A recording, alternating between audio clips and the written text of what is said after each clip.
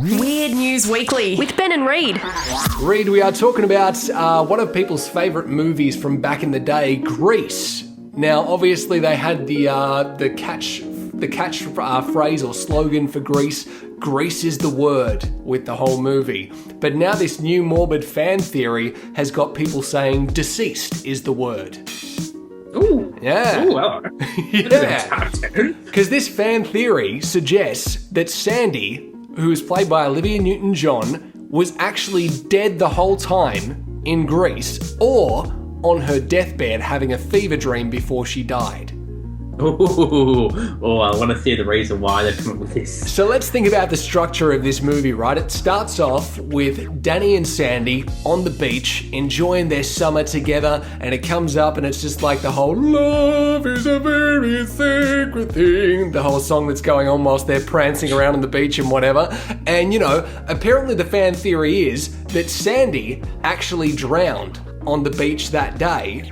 Ooh. And then the rest of the story is her fever dream from when she is lying on her deathbed about to die, or she's already died, and that's what has to go through her mind before she can cross over to the other side.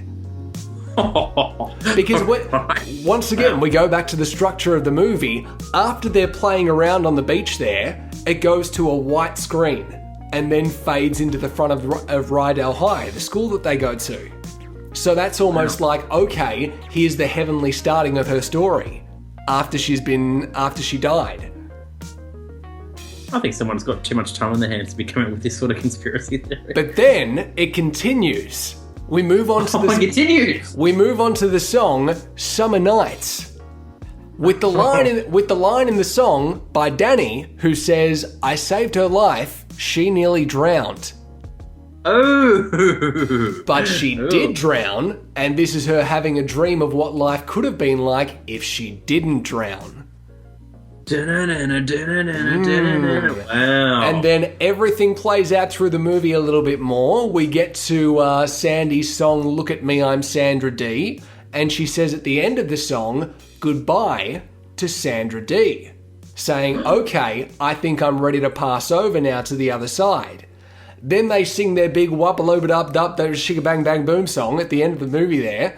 And then at the end of that song, everyone behind them is singing, "We'll always be together." And Danny and Sandy are literally flying off in a car. Yeah, that's really got people still to this day really confused about that scene. So they're flying off in the car, flying to heaven. Oh, jeez. Now, what's your thoughts on that one? Do you reckon it's a bit of a stretch, or...? Man, how long has Grease been out for? It's been out for, what, 2 decades? Longer than that. 1979. Yeah, wow. How come it's this time? It's just people have thought, right, we need a film to make him some conspiracy theory out of. Yep, we could do Meatballs. Nah. Do Grease. People love Grease. Well, that is not the only morbid fan theory as far as this movie is concerned. That was the Sandy theory. There's also the Danny theory, where the whole thing of drowning comes into play again, but when they had their whole "love is a bit on the beach at the start, she almost drowned, he went in to try and save her, couldn't save her, and they actually both drowned. Ooh. And now Danny is having a fever dream before he passes over to the other side about what life would have been like with Sandy, a girl whose name he can't remember in his mind, but he calls her Sandy because they met on a beach where the sand is. And also her name is Sandy. Wow. That's my conspiracy. But yeah, so it goes through the whole thing again where he's just like, okay, this is what the girl was like, this is what it would have been like to be with her if she had come to my school and blah, blah, blah, blah, blah, saved her life, she nearly drowned, blah, blah, blah. And then at the end of the movie, when she shows up in her whole new outfit and she's all like, "Tell me about it, stud," and all that kind of stuff, and she's in like the black lycra and whatever, he's like, okay, this is my perfect vision of what Sandra D would have looked like, and now I can pass over to the other side. In the flying car! That flying car. Oh, wow. Well, do you reckon, though, they would have done this for the sequel of Grease? Because, yes, there was a sequel of Grease. Do you reckon they looked at that film and thought, what about the second film? Is there any conspiracy theory in that one? Well, No, just the when original. you look at the whole Grease 2 thing, like I know a lot of people don't know Grease 2 as well as the original Grease movie. Yeah. But there is the whole thing of the guy who learns to ride a motorbike and blah blah whatever, so he can impress Michelle Pfeiffer's. Is it Michelle Pfeiffer, or is it what's her name? The one that was in Gangster's Paradise. I think it was Michelle Pfeiffer. Yeah. For this story's sake, let's just say Michelle. Yeah, Pfeiffer. we'll just say Michelle Pfeiffer. If we're wrong, don't care. So We really don't care. So basically, he tries to impress her character by riding a motorbike. He's not very good. Then he does get really good, and he becomes the cool rider. Now, supposedly, people think that he dies at the end, but then he comes back and he's alive the whole time. Now, is this a bit of a play on the original story of Grease 1? They were trying to hint to the fact that, yes, your theories on the first one are actually correct. Oh my goodness! What is wrong with people? Conspiracy theories. It kind of makes you wonder. It makes you wonder about all these conspiracy theories over the years. I mean, we had the one with Rugrats as well, Nickelodeon's Rugrats. Remember that one? Vaguely, I remember vaguely. Not a lot, but vaguely. Did you hear anything about the conspiracy theory as far as this one was concerned? Something. It sounds familiar, but not off the top of my head. So I might get you to explain this one. All the kids are dead, apart from Angelica. Something about them being dead. That's all I remember. So, And Angelica is dealing with the death of the kids by imagining them as her imaginary friends. Ooh. So all the kids that are in that story, apart from Angelica, are dead, and they're just her imaginary friends. That's the fan theory as far as the whole thing's concerned. Why are they all so morbid all the time?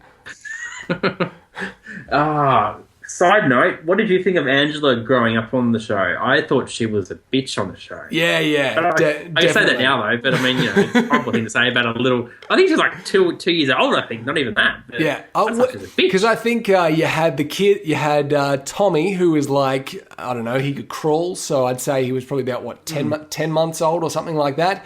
And then you had Phil and Lil, who were the twins. They could walk, so they were about, 1.5, 2 years old. And then you had Chucky, who was the toddler out of the group, so he was around 2, 3-ish. And then you had Angelica, who was apparently 4 to 5 years old, but could still communicate with them because she was young enough and still childlike in the same way that they were. But now, this theory says that she could communicate with them because they were her imaginary friends. I tell you what, it really blew my mind when I found out they did a teenage version of the show. Rugrats. That really blew my mind. I was always used to them as little kids and toddlers, but the thought of them being in high school, that really blew my mind. I've never actually seen it because I didn't want to ruin the original cartoon for myself. I've seen like screenshots and all that kind of stuff of it, and I'm just like, nope, no, not going anywhere near it. No, don't want to ruin my mind with all that nonsense. No, keep it to the kids and toddlers. That's all I want to watch. I want to know, though, from the people who are listening to this right now, what are some of the bizarre fan theories that you've heard about, like, deaths of characters and they're living out fever dreams and all that kind of stuff? Let us know in a voicemail, a 90-second voicemail that you can send our way via the Tumblr page or the SpeakPipe app on your smartphones, and tell us about some of the bizarre fan theories, more along the lines of these morbid ones, because it seems to be the trend as far as the fan theories are concerned.